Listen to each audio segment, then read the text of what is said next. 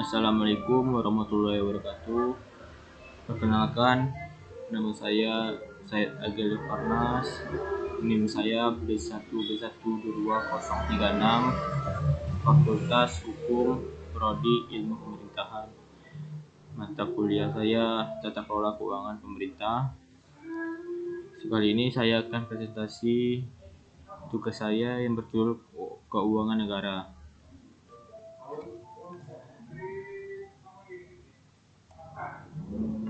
Pemerintah rumah tangga. Pemerintah dan rumah tangga adalah badan atau institusi yang memiliki tanggung jawab untuk mengelola dan mengatur suatu negara atau wilayah. Tujuan utama pemerintah adalah menjaga ketertiban, keamanan, kesejahteraan, dan keadilan dalam masyarakat. 2. Hubungan antara pemerintah dan rumah tangga.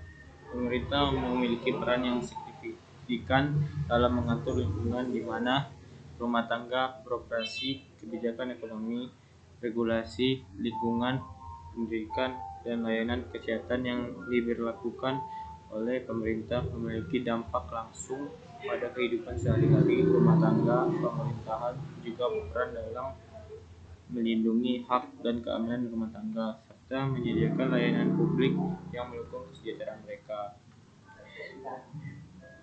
Peranan pemerintah dalam perekonomian.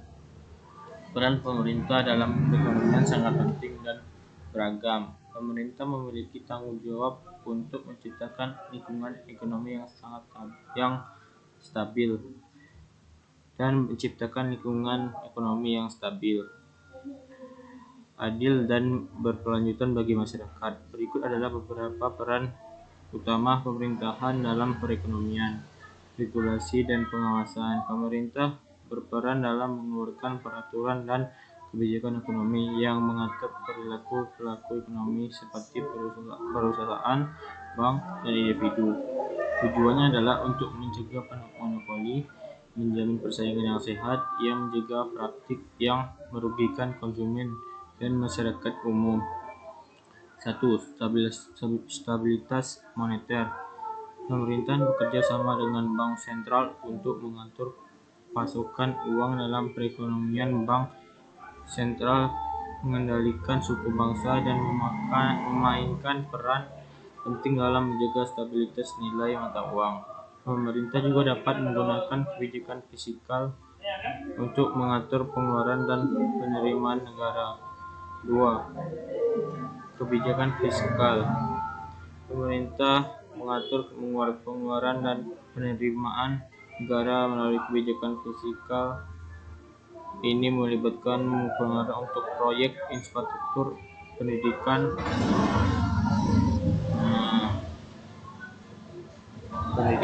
kesehatan, dan layanan publik lainnya. Pemerintahan juga kesehatan dan publik lainnya mengumpulkan data pendapatan melalui pajak dan bisa menggunakan kebijakan fiskal untuk merangsang pertumbuhan ekonomi atau mengatasi inflasi. Pertumbuhan ekonomi atau mengatasi inflasi. 3. Dukungan sosial dan perlindungan. Pemerintahan memiliki peran dalam memberikan dukungan sosial kepada kelompok yang rentan seperti tunawisma, pengangguran, dan keluarga miskin. Program bantuan pengangguran dan keluarga miskin, program bantuan kesehatan dan subsidi pengen bisa membantu mengurangi kesejahteraan sosial dan meningkatkan kesejahteraan. 4. Pengaturan pasar. Pemerintah dapat terlibat dalam mengatur pasar untuk mencegah praktik ilegal atau merugikan mereka. Juga dapat memantau dan mengatur perdagangan internasional, menjaga keseimbangan antara impor dan ekspor. 5. Investasi dalam infrastruktur. Pemerintah memiliki peran penting dalam menginvestasikan dana dalam pembangunan dan pemeliharaan infrastruktur seperti jalan, jembatan, jaringan listrik, dan telekomunikasi. Ini membantu meningkatkan konektasi dalam investasi dana dalam pembangunan dan pemeliharaan infrastruktur seperti jalan, jembatan, jaringan listrik, dan telekomunikasi. Ini membantu meningkatkan konektivitas dan efisiensi dalam perekonomian. 6. Pengembangan ekonomi. Pemerintahan bisa merancang program dan kebijakan untuk mendorong sektor-sektor ekonomi tertentu seperti industri, insentif fiskal, pelatihan tenaga kerja, atau penelitian dan penanganan 7. Penanganan krisis ekonomi.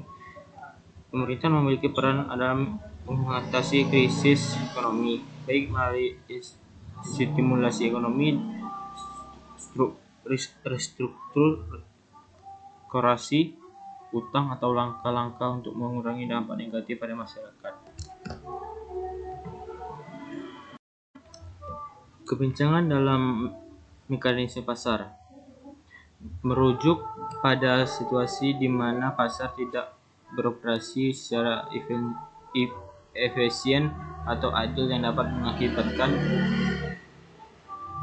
ketidakadilan hasil yang tidak diinginkan dalam sumber daya atau distribusi barang dan jasa. Berikut beberapa contoh dan mekanisme pasar.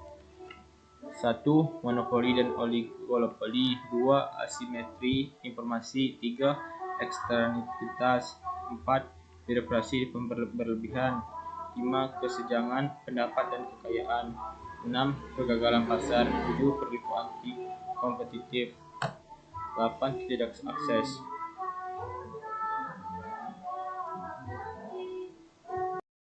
Lanjut, eksternalitas dan barang publik. Eksternalitas adalah situasi di mana keputusan atau aktivitas seorang atau perusahaan berdampak pada pihak ketiga yang tidak terlibat dalam transaksi tersebut.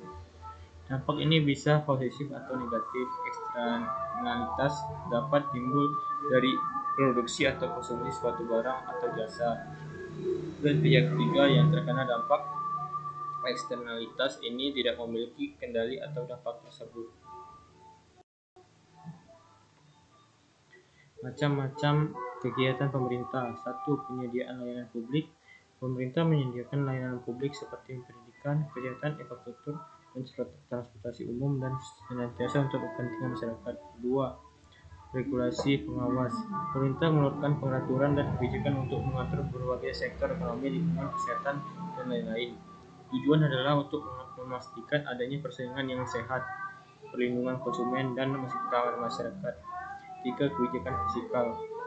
Pemerintah mengatur pengeluaran dan penerimaan negara melalui kebijakan fiskal. Ini meliputi pengeluaran untuk pembangunan infrastruktur, layanan publik, dan program-program lainnya, serta mengumpulkan pendapat melalui pajak. 4. Stabilitas ekonomi. Pemerintah dapat mengambil langkah-langkah untuk menjaga stabilitas ekonomi, seperti mengatur suku bunga melalui bank sentral atau memberikan stimulus ekonomi dalam situasi resesi. 5. Perlindungan lingkungan. Pemerintah mengeluarkan kebijakan untuk mengatur dan melindungi lingkungan, termasuk regulasi terhadap polusi dan pengelolaan sumber daya alam. Sekian presentasi saya. Mohon kalau ada kata-kata salah mohon dimaafkan. Wabillahi taufiq wal hidayah. Assalamualaikum warahmatullahi wabarakatuh.